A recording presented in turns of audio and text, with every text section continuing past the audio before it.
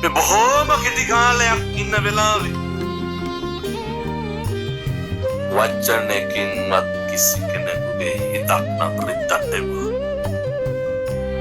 වාචාය සංවරෝසාවි වචනේ සංවරයට නත්ති මේ සරණං අඤ්ඤං බුද්ධෝ මේ සරණං වරං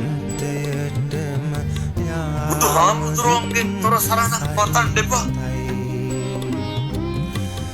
නත්ති මේ සරණං අඤ්ඤං ධම්මෝ මේ සරණං වරං ධර්මයෙන් තොර සරණක් පතන්න එපා.